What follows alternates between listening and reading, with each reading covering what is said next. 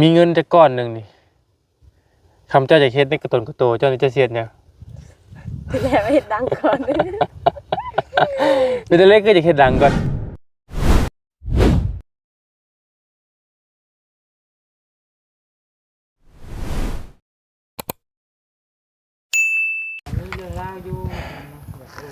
เปิดคลิปเปิดภาพมากะพี่น้องเลยเนาะอยู่เพื่อนอยู่ซ่านน้องน้อยเนาะเข่าโอ้พี่น้องเลยเข่าวันที่แม่เพิ่นปลูกไว้จะคืองัวมากินเนาะ ง่วงมากินไปคืออะไรกินดี แม่นบ่ แม่ เบิ่งจากอาการมันนี่ ของพวนมันยังไม่ทันได้กิน กินข้าวกันเนาะสบายดีเยอะน้อยอันนี้แต่งจริงได้เนาะเราอันนั้นแต่งจริงมาปลูก แต่ว่าไม่ได้หอยงูอ่ะ กล้วยเราก็กำลังถอนขึ้นมาพี่น้องเลย โป่ง กำลังปงหัวขาก็กำลังติดแตกอันนี้นะ ฮะน้ำไหลเนาะแนวมันนะมันอยู่สูงห่วงไข่ก็กำลังติดกำลังมีแนวสิติดปลายอันนะพี่น้องเนาะ แต่ว่าไม่ได้หอยงูอ่ะ งัวมาเนาะพี่น้องก็ยังข้างเต็งเด้งอยู่นี่แหละเนาะสำหรับเพื่อนซานน้องน้อยพี่น้องเลยเนาะเด้องัวกัดพี่น้องเลยอันนี้ก็ทรายที่เพิ่นพากันหายไว้เนาะ เป็น โอ้ สั่งมา พะวงแตกแล้วหน่อย งัวได้กิน ฮะ งัวได้กินเนาะ เลขบวงมันแตกแล้วแต่สิพาอันต้องมี มือได้เลย หึ มือได้เลย มันนี่แหละกินบ่อยากบ่ไปเอาหม้อเอาแต่ถ้วยมาเอาถ้าจิวลืมเอางาเสื้อนี่มันสีกบ่นี่หน่อย นี่ เออลมจะไม่ได้ไปหน้าบ่ ไม่ได้ไปมัน อันจักมือจะไปว่านี่ไปบ่ ไปกัน ว่านี่ไปอยู่เนาะบ่มีใครมาหาบ่ นี่ขับรถไป เมื่อวานนี่นะ เลย เมื่อวานนี่พัดไส้มาบ่ น้าหวาน มันนี่เมื่อวานนี่พัดไส้มามื้อนี้จ้ะ บ้องเลยลูก มันยังอยู่มา เลย อันนั่งลงนั่นแหละนั่งกันแหละก่อนคือ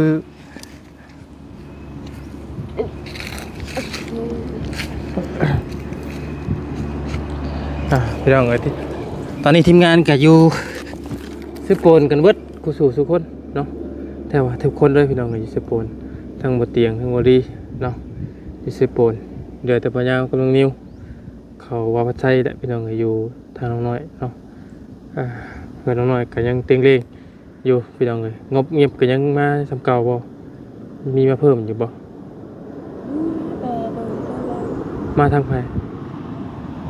เบาต้า บ่แล้วงบเก่าตัวแต่ กระโหลกเก่า อันนั้นบ่ยังไม่ได้มีมาอีกบ่ที่ว่ารวมๆตอนนั้นน่ะที่ว่าได้11,000อ่ะบ่ ไหลมือว่านประมาณว่าเขาเป็นร่วมกัน3-4คนเนี่ยเขาบานิวบาวต้าบาวตูนบาวปัสไซนี่เพิ่นว่า15,000เขาร่วมกันแล้ว ตอนนี้นะ เลย คืน15,000บ่เอาแล้วฉบับนี้คือ ยังคาซาก ฮะ ยังคาซากบ่ ค่าสร้างเท่าไหร่บัดนี้ 7,000บ่ ขาดค่าสร้าง 7,000 โดยเพิ่น โอ้ ว่า เอาไอ้ ไปร่วมกัน3-4คนนั่นประมาณ15,000 15,000แล้วเนาะ โดย มีแต่ว่าขาดค่าสร้างเนาะ โดย ขาดค่าสร้างอีก 7,000บ่ โดย กำไรอีก 7,000นี่มันมาดำเนินการต่อ โดย เอาพอบ่ยาวกับบ่ฮู้เลยพี่น้องบ่มีงบน้องเพิ่นดีๆเนาะเพื่อนเพิ่นสิได้เป็นหลังเลยยังเบิดพอยาวก็บ่มีนะพี่น้องเบิดนะมีงบน้องเพิ่นตั้งแต่บุญลงไฟตะกี้แล้วก็จบเลยแล้วก็บ่ได้มีมาเลยพี่น้องเอ้ยถ้าก็ว่ามาใหม่ไล่รวบรวมกันเบิดกูทุกคนนี่ได้ 15,000เนาะ โดย เอาถ้าเบิ่งน้ำกันซะพี่น้องเลยว่าจะอะไรเฮ็ดมื้อใดเนาะ โดย มันก็ใช้เวลานี่แหละพี่น้องเนาะเพื่อเทื่อผู้เพิ่นจักซอยเพิ่นก็หาเช้ากินข้ามเพื่อกันนะบางผู้ใหญ่ใจดีเพิ่นก็บางท่านเพิ่นก็บ่ได้มีบ่ได้รวยนะแต่เพิ่นก็ซอยซื่อๆเพิ่นก็ถ้าเงินเดือนออกคือกันเพิ่นเงินเดือนเพิ่นสิออกสินะ เฮ็ดออกอยู่บ่หน่อย อ๋อเฮ็ด แถวนี้บ่มีบ่ บ่มีแผ่นนี้ เอ้า บ้านอาหารบ่าวว่าใช่ได้บ้าน ฮะ เฮ็ดดินแล้วเฮากิน เฮ็ดดินที่อ้ายกินเมานะ แม่น เจ้าเห็นบ่ในคลิปที่เขาเมา โอ้คิวอันตะเบื่อเฮ็ดน่ะบ่จักคนก็9คนบ่ได้10คน 9 คน เบื่อเฮ็ดน่ะไปพังในขี้ดินนะ ใช้น้ำสโลมนี่เจะเห็นบ่ เห็น ระวังหน่อย เจ้าเฮ็ดระเบาเฮ็ดข่อยเอานั่นเห็นว่าข่อยก็บินคือบินหัวแท้นี่จะคือแบบเฮ็ดเจ้าแกงแป๊บเดียวนะ แม่น เมื่อน่ะจะ เฮาก็ว่าอยู่ ฮ่าอยากจะลักษณะแบบเฮ็ดเจ้าแกงบ่หึงนะมื้อน่ะ แม่นแกงยังบ่จืดบ่เนาะ กินแล้วมันจะคือแบบ มันพื้นๆแบบ หึนแล้วก็วินหัวนึกว่าเป็นแต่ในยินน้องเขาพระไทยว่าวินหัวเจ้าของกินเข้าไปมันเม่นนี่จะไปเฮ็ด เฮาก็เป็นอยู่ อ่า นะ อย่าเป็น ครับมันเป็นอะไรกันเนาะมื้อน่ะจักคน3-4คน อย่าไปล่อดินไหนเฮ็ดนี่คำเพิ่นว่าอยู่เฮ็ดนี่อีหยังคือพวกเฮ็ดปวกคือกันดิบก็ให้มันดิบอีดีถ้าสุกก็ต้องให้มันสุก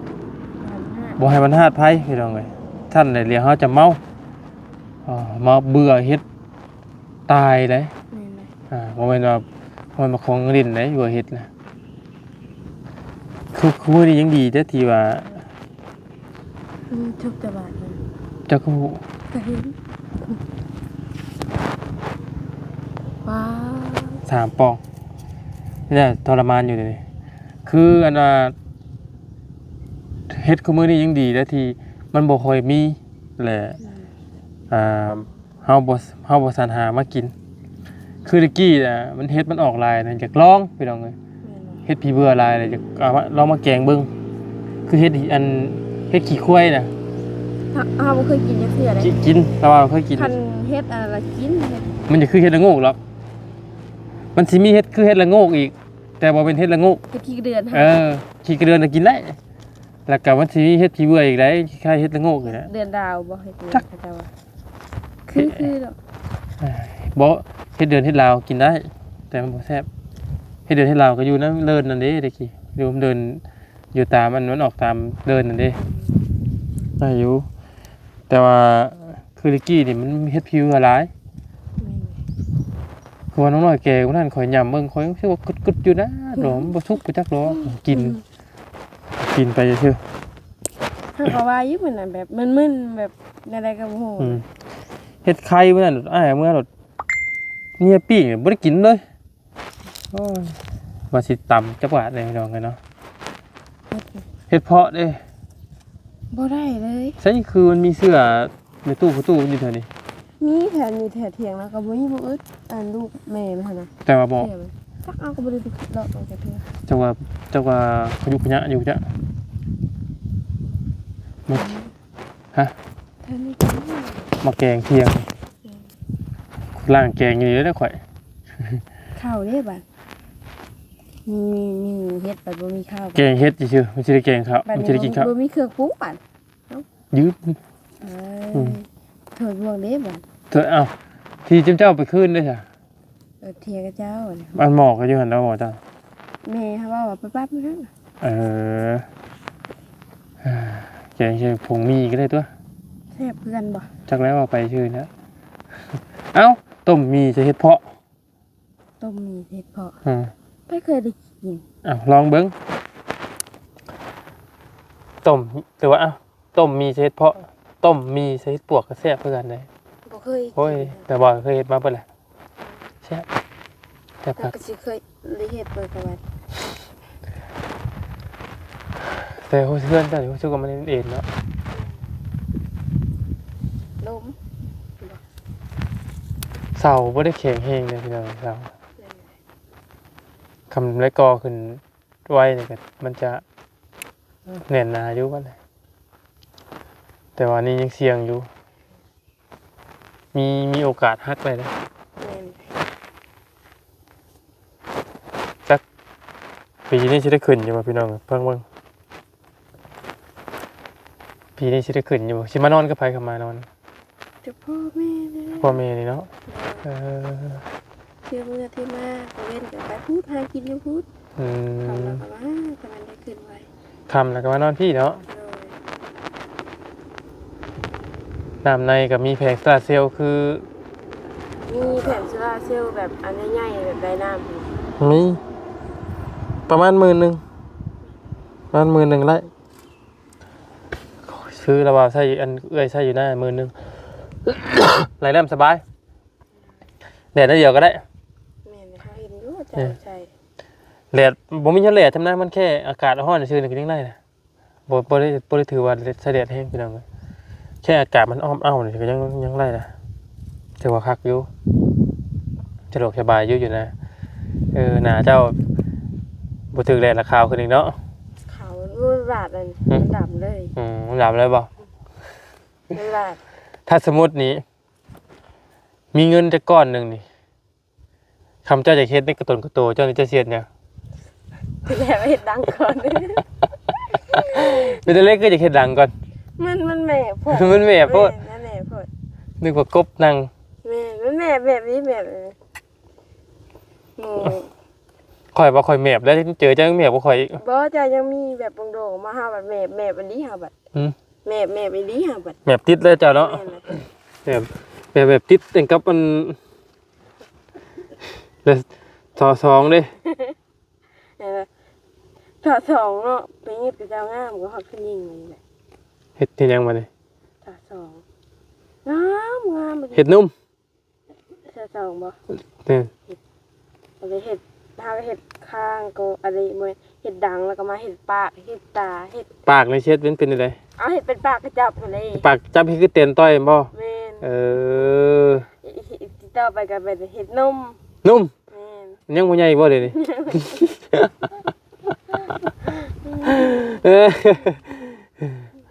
บ่เพิ่นเฮ็ดเพลงบ่น้อย ก็บ่ เจ้าบ่ได้ลองศึกษามาเบิ่งบ่ บ่เคย เอ้ายันว่าลองศึกษาเห็นในโทรศัพท์เป็นยังไงเฮ็ดทุกดังแต่ว่า 5,000 ขึ้นไปก็ได้เด้ตามเขาว่าเลย บ่เคย เฮ็ดทุกดังเลยเจ้าบ่ญาติบ่ ย่านนี้แต่ว่าจะเฮ็ดที่มันมีเงินอะไรหรอกก็จะเฮ็ดเท่าดังหั่น ไม่เฮ็ดตาราง เฮ็ดเท่าดัง นมบ่เฮ็ด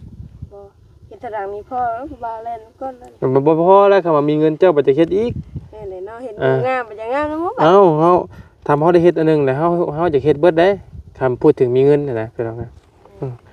ขนาดแม่น้องแรปเตอร์ขนาดว่าฮู้หลังแล้วลงแล้วเรายังอยากไปเฮ็ดหลังอีก ดัง นี่อย่าไปตัดเข้าอีกเด้ ดังเราก็เฮ็ดบ่นี่ บ่ ก็งามแล้วเหรอ ยังบ่ได้เฮ็ดหยังหน้าเดิมๆแต่ว่ายังอยากไปเฮ็ดอยู่เด้ งามแล้วดังเรา อยากไปเฮ็ดพุ่นล่ะมันยังใหญ่เด้คล้ายๆอยากให้มันเลี้ยวไปเด้ มันเลี้ยว แม่น อย่างหุ่นหลังนี่ก็จะบีบจะตัดเข้าไปอีกเด้ แปลกเนาะคนทำ ผมจักพอเนาะมีเท่านี้บ่ทำตาในเช็ดแบบไรตา ตัดสองสั้น ตาสองสั้นตาญี่ปุ่นบ่ไม่ให้เช็ดให้มา โอ้ได้ เฮ็ด ไม่ฮะวันมาคุยผู้หญิงแบบตาติบๆแบบนึงเลยพี่น้องคือเวลาแบบมันคือแบบคักเลยเรื่องใดพวกผู้หญิงตาติบ ตัดดีไปเลย ๆเอาพวกบ่มีตาบ่มีสั้นตานะพวกบ่มีอันนี่บ่มีสั้นตาคือมันคือจะคักแบบนึงนะ มันก็ไปสไตล์ใครสไตล์มันเลยแล้วเฮาเฮ็ดออกมามันก็ไปอีกแบบนึงบัด จะคือน้องกันที่ว่าบอวี่จุดของไข่วันนั้นน่ะนะเห็นว่าตาแล้วตาติบๆไหมตีไม่ต้องตีบงามเลยบ่ตีขี้ได้ก็บ่เอาอีกเด้ ดูจะบ่เคยสะเพลงได้ยินเด้อ ฮะโอ้ย เฮ็ดบ่ บ่ เขาให้ได้เด้อ ให้หยังย่านหยัง คือเราจะว่าออกมาได้นี่ เป็นหยังเฮาเว้าความมักกี่ชื่อเนาะคนเฮามันเลือกบ่ได้หรอกเนาะเลือกตาตีบเป็นยังมักอีกแบบนึงเด้มักผู้หญิงจมูกโล่งผัวไล่จมูกโล่งปัจจุบ่มักผู้หญิงจอยโพดว่าเอาอีกแล้วคนเฮาพี่น้องมันบ่จักแบบว่ามันบ่เสมอไปดอกนอกจากมีเงินนอกจากมีเงินเฮาจังสิเฮ็ดได้มีเงินเฮ็ดได้เบิดที่หยังก็คือเจ้านี่ก็คำบ่ได้ก็สิบ่ได้แต่ความสูงนี่คือสิยืดบ่ได้แล้วให้ว่า เสียใจแบบนี้เลยค่ะ ฮะ เสียใจดำอันนี้ เฉยๆมันเตี้ยนี่เอ้าพ่อก็เตี้ยแม่ก็เตี้ย เตี้ยกับเตี้ยพูดเตี้ยกันเลย พ่อก็เตี้ยแม่ก็เตี้ยมีแต่แม่เจ้าแล้วโอ้ยหน่อยมันเกิดเดินหามันเลยเตี้ยโอ้เจ้าก็เบิ่งพ่อกับแม่นี่กลัวอ้ายเจ้าโจ๊ะอ้ายเจ้าสูงบ่จ้ะ แต่ละคนกับ2คนน่ะก็เตี้ยคือกันได้บ่ได้สูงนะ มันสิมีเพศสูงพ่อแม่บ่ได้สูง เตี้ยนี่กับเตี้ยบ่เฮานี่ก็บ่ค่อยเตี้ยกับเตี้ยนี่ คืออ้ายนี่คือน้องสาธิตนี่เห็นบ่น้องสาธิตลูกระบาวเพิ่นก็สูงเพราะว่าระบาวสูง ถึงเจ้า บัดแม่มันเตี้ยแต่พอสูงเด้มันก็เลยพอแหละนะมันก็ขึ้นตามคนนี่แหล้วเนาะขึ้นน้ำเสื้อน้ำสายนี่แหละเนาะน้องน้อยนี่เห็ดหูรังเห็ดหูรังก่อนเนาะมันเมียพดของเจ้า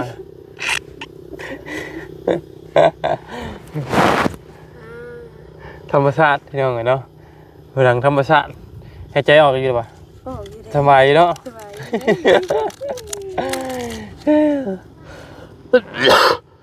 ถ้าบุรีเฮาบัดนี้เฮาถึงเลขอัน6โตแล้วปะ พกโตถึงเท่าไรละบัดนี้ จังได๋6โตได้ยินดังว่า6โต ถึงจักพันละบัดนี้ จังได๋เฮาก็บ่จัก เอาเจ้าชื่อจักพันละบัดนี้ชื่อหกโตนะ 6โตบ่เฮาชื่ออันอะไร 1,000 2,000สิบ่ แม่น 1,000ก็ได้อยู่400ล้าน 5,000อยู่แล้ว โอ้5,000ก็ได้หลายเติบอยู่เด้เนาะล้าน ล้านปลาย2ล้านพุ่นน่ะเจ้าเฮ็ดหยัง ระดับแรกก็เฮ็ดอันตามความฝันก่อนเฮ็ดเพื่อนเฮ็ดหยัง โลกเลยค่ะจังได๋ บ่แล้วเฮาก็ออก ตอกสิ เฮาก็ต่อคันหาอยากเฮ็ดใหม่ก็พุ่นแล้วแต่ไปเฮ็ดนู่นแหละ ออกไปหาชื่อแถวโรงเรียนไว้เนาะ หาแทนบ่ชื่อแต่บ่เห็นก็ชื่อตอนนี้ก็ได้นี่มันไม่มีหันค่าไผ ชื่อโรงเรียนชื่อละมาหาชื่อในเมืองหาชื่อแปะทางน่ะโอ้เงินตั้งกว่าปานนั้นน่ะเจ้าสิให้เขาเท่าใดบัด ก็ให้เท่าไหร่10,000นึง มื้อเดียว แม่นเลย โอ้ยมื้อเดียวก็เอาวะล้านเงินตั้งว่าร้องล้าน2ล้านบาทเงินมื้อเดียว อ้าวเฮาก็ไปเพื่อไปเฮ็ดนั่นเฮ็ดนี่เด้ เฮ็ดหยัง อย่าเฮ็ดปากเฮ็ดดังเฮ็ดข้าง โอ้มันบ่เบิดดอกเฮ็ดก็เบิดอยู่หลังเจ้าก็เบิดบ่ฮอด20,000ครับ เฮาก็เพื่อชื่อหั่นชื่อนี่ ชื่อหยัง เฮ็ดนี่เฮ็ด โอ้บ่ต้องให้ถึกหรอกแค่ว่าที่น่ะให้มื้อเดียวพี่น้องเนาะให้ค่อยจักแสนบาทซะ โอ้ อ้าวเงินตั้งว่า2ล้าน 2ล้านบาทบ่ อื้อ จะสิไปชื่อไหนเนาะย่าแล้วจ้ะ พอรถ CBX คันหนึงไป ได้ถ้าถึกได้ อ่า ถึกโอ้ไปแล้วเมื่อนอนยามมื้อแลงนอบไหว้แล้ว ๆอย่างบ่ซื้อดิ ครับบ่เคยชื่อ อ่า บ่คือนี่เราออกละเอียด กะเอียน ให้ชื่อ ให้ซื้อ โอ้ยเนาะจะชื่อแบบใดคะ มีแต่แม่เจ้าเนี่ยบัดเด็กออกมีแต่แม่ว่านั้นเหล็กป่าได้ลูกเอ้ยบัดยามข่อยถามแม่เล่งเหรอแม่บ่ฮู้แม่บ่ฮู้บัดออกแล้วบ่ออกไปเลยเอ้ยยายอันนี้วะเออ โอ้ยถึงเล่มสบายนะ แม่นจักก็ชูมีดอกนี่บ่มีอันวาสนาดอกขนาดคิดไปซื้อยังบ่ถึกน้อยเอ้ยขนาด2โตเขายังบ่ถึกวางฮอด6โตอย่างเงี้ยแล้วเฮ็ดบุญอยู่บ่ล่ะ เห็ดอยู่ แล้วชุดแล้วได้ต้องสิบาทอยู่บ่ ไหน ลองบ่ เอาล่ะ คือระเบานี่บ่ได้ต้องบ่ได้ต้องนอน ลงใส่บาทหลายกับเจ้าว่าบ่ได้มีผู้บ่ได้มีคลองไหนเอาเห็ดบุญดูเอง บ่เกี่ยวอยู่ที่ใจเฮาลงใส่บาทเฮาก็อยู่ที่ใจเฮาบ่เกี่ยว เห็นว่าแต่ว่าเขาลงใส่บาทได้ดูเห็ดบุญเห็ดนั่นนี่ดูได้ผู้คิงบ่มีเจ้า บ่เกี่ยวอยู่ที่ใจ เฮาได้ยินเขาว่า เขาเว้าเขาขี้คร้านไป้าซะป่ะจังหน่อยเอาหมอมาต้มมีเด้อไปเอามีหิวแล้วบ่ล่ะเจ้าระเบาให้กินข้าวมาคิดดิหน่อยก็ได้แล้วย่างไปเอาแล้วก็ได้เป็นคันตรงกระโตแล้วพี่น้องเลยเบิ่ง มู่นี่บ่ขึ้นได้ โอ้มันก็ขึ้นแล้ว มันสิขึ้นแบบ ได้ถ้ามันขึ้นหักเนื้อได้เป็นขึ้นได้งูน้อยๆเนี่ย เอ้าข่อยเอาไม้ลงไปอยู่ตอนนั้น เขียดลิฟค่ะนี่มันควัดหูกระปูเลยเดี๋ยวได้เขียดฮะนี่นี่ฮะ เขียมันตกลงเลย หูกระปูแล้วก็ลูกลง